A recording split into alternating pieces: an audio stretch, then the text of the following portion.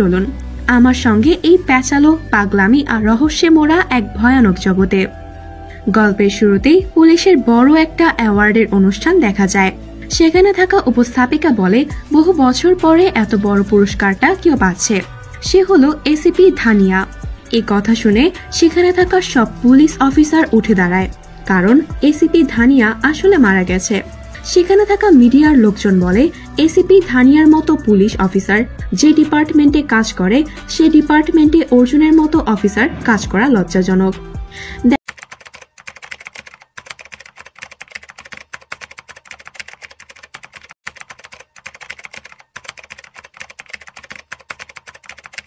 আপনি কি কখনো কাউকে খুন করতে পারতেন? প্রশ্নটা শুনে চমকে উঠলেন? ঠিকই শুনেছেন। ভাবতে অবাক লাগলেও আমাদের চারপাশে প্রতিনিয়তই এমন অনেক ঘটনা ঘটে চলেছে, যেগুলো চোখের আড়ালে থাকলেও বাস্তবে ভয়াবহ। খবরের কাগজ খুললেই চোখে পড়ে খুন, রহস্য আর পৈশাচিক নৃশংসতার গল্প। এইসব খুনের পেছনে লুকিয়ে থাকে এক একটা গভীর রহস্য। কেউ কেউ আছে যারা ঠান্ডা মাথায় এক বিন্দু হাত না কাঁপিয়ে খুন করে। তাদের কাছে এটা নেশা। যেমন মানুষের সিগারেটের নেশা হয়, তেমনি এদের নেশা হলো মানুষের প্রাণহরণ। শুনতে ভয়ানক লাগলেও এরা আমাদের আশেপাশেই থাকে। একদম সাধারণ মানুষের মুখোশে ঘুরে বেড়ায়। আজ তেমনই একটা সাইকো থ্রিলার গল্প, যেটা শুধু রক্ত জমিয়ে দেবে না, মাথাও ঘুরিয়ে দেবে। সম্প্রতি মুক্তি পাওয়া হিট 3 মুভির গল্পে আছে রহস্য, উত্তেজনা আর প্রতিটি মুহূর্তে দারুণ এক টান টান অনুভূতি।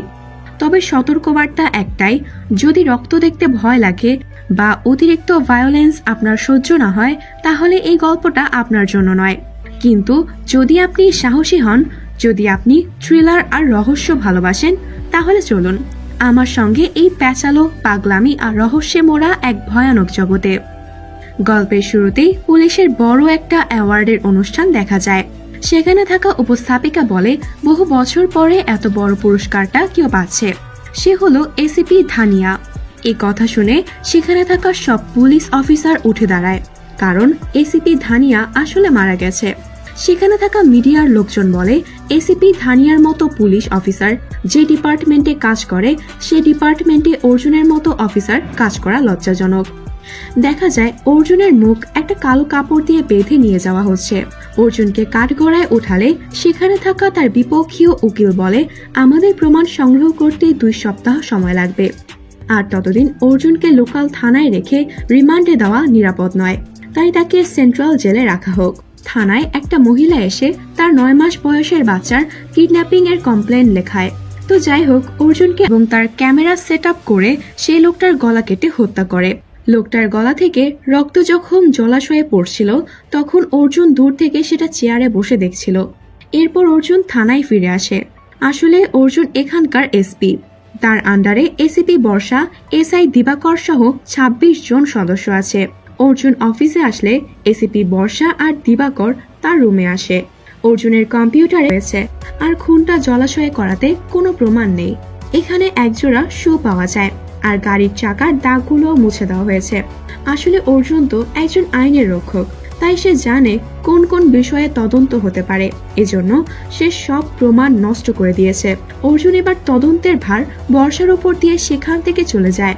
এরপর দেখা যায় অর্জুন রাতে তার বাবার সাথে বসে খাওয়ার সময় টিভিতে খুনের নিউজটা দেখানো হচ্ছিল। অর্জুনের বাবা নিউজটা দেখে বলে, কি দিনকাল পড়লো, মানুষ এত হিংস্র হয় কিভাবে? অর্জুন বলে, সন্তানকে ঠিক মতো লালন পালন না করলে এমনটা হয়।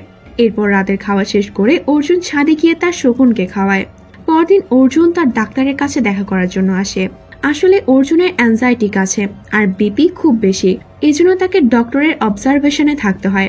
ডাক্তার তাকে আশ্বাস দিয়ে বলে, এটা কোনো সমস্যা না, এটা খুব শীঘ্রই ঠিক হয়ে যাবে।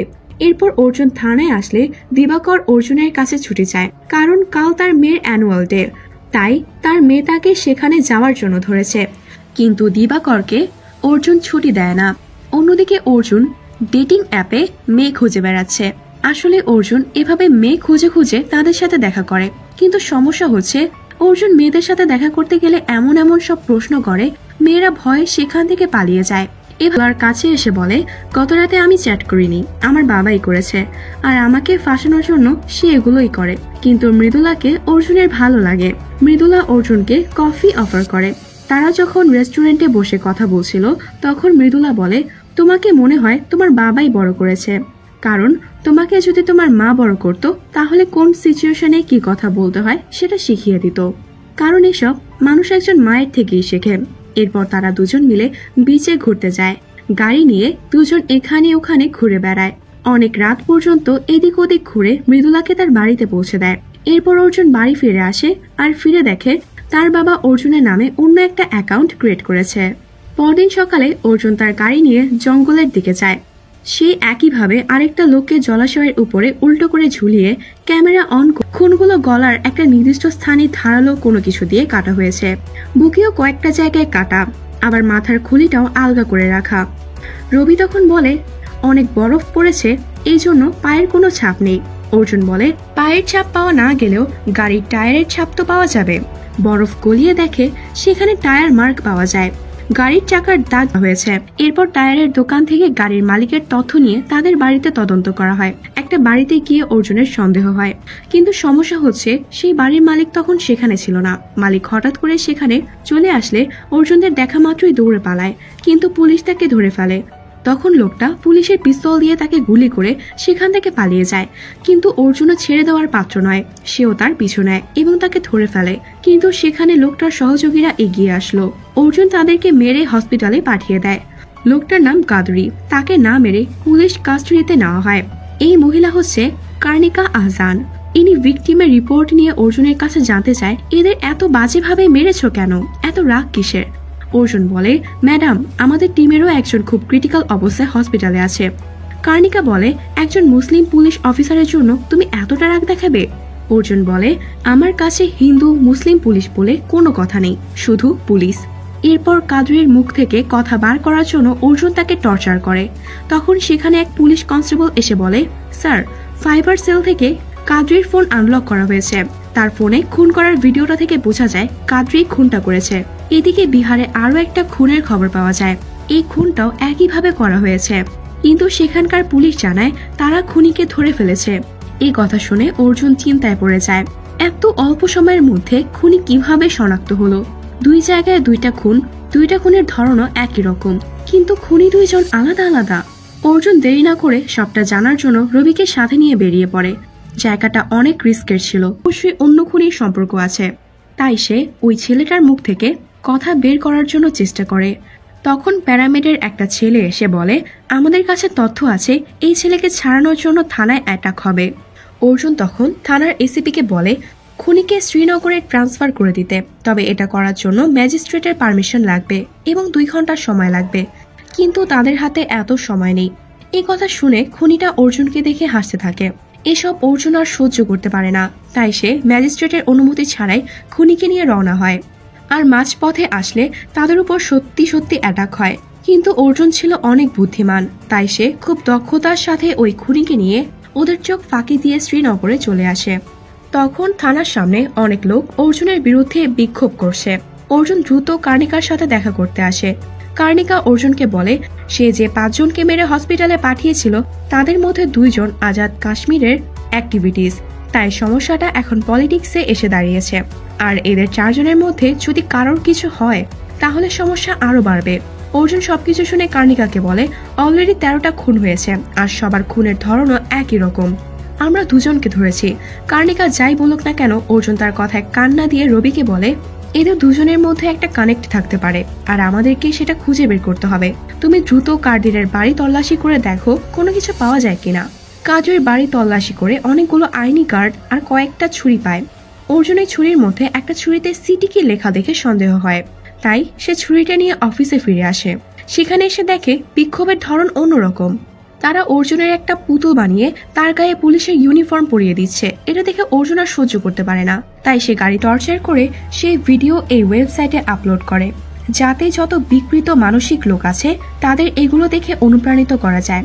অর্জুন রবিকে বলে, সোজা কথায় এটা একটা সাইকো কিলারদের ওয়েবসাইট, আর এই ওয়েবসাইটগুলোই ফোনের ভিডিও আপলোড করার পর তারা এই ওয়েবসাইটের মেম্বার হতে পারে।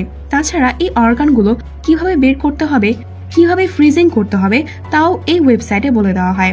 এরা প্রত্যেক বছর একটা নির্দিষ্ট সময় একটা জায়গায় গিয়ে মিট করে। এখন আমাদের খুঁজে বের করতে হবে এরা একসাথে কোথায় গিয়ে মিট করে।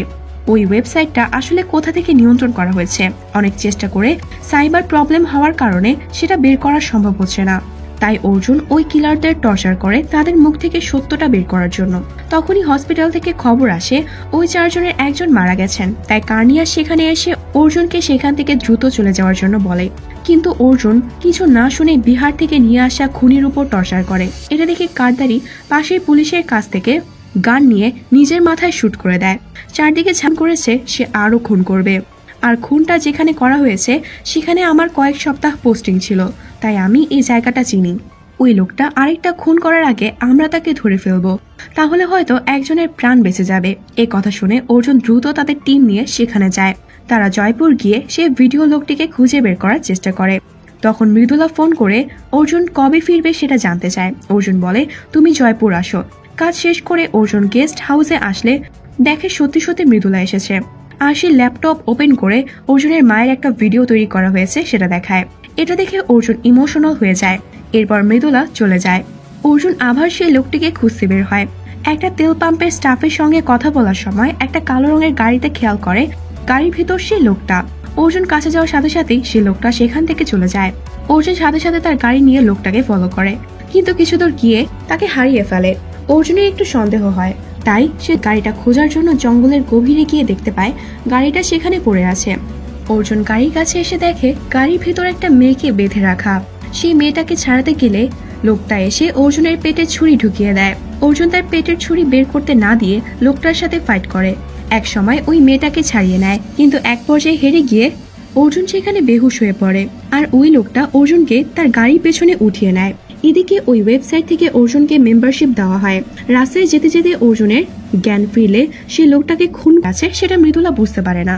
তারা 3টা কার ফলো করে, কিন্তু একসময় তারা জানতে পারে এই 3টা কারের কোনোটিতেই অর্জুন নাই। আসলে পুলিশকে বোকা বানানোর জন্য অর্জুনকে একটা কালো কাপড় পরিয়ে ঢেকে কোনো কারে না উঠিয়ে জঙ্গলের ভেতর দিয়ে নিয়ে আসা হয়। এরপর অর্জুনকে একটা পরিত্যক্ত বাড়িতে নিয়ে আসা হয়। আর এই ওয়েবসাইটের অ্যাডমিন আলফা এসে অর্জুনকে বলে, আমরা প্রত্যেক বছর এখানেই মিট করি। অর্জুনকে একটা ঘর দেখিয়ে সেখানে কিছুক্ষণ রেস্ট করে রেডি হয়ে আসতে বলে। অর্জুন দেয়ালে তার জন্য একটা সাদা কোট রাখা দেখে কোট পরে বের হয়। এদিকে মৃদুলারা তাকে কোনো জায়গায় খুঁজে না পেয়ে ওই 3টা জায়গায় রেড করতে বলে, কিন্তু নাগেশ্বর না করে দেয়। অর্জুন সহ আজ এখানে 5 জন মেম্বার এসেছে। আলফা তাদেরকে এখানে এমন এমন কাজ করতে বলে যেটা দেখে বোঝা যায় এখানে যারা আছে সবাই সাইকো। এরপর সে লোকজন বাইরে এসে দেখে রান্নাঘর দাউ দাউ করে চলছে। মৃদুলা নাগেশ্বরের কাছে সেখানে থাকা লোকাল পুলিশদের নিয়ে মিশনে যেতে চায়, কিন্তু নাগেশ্বর একদম নিষেধ করে দেয়।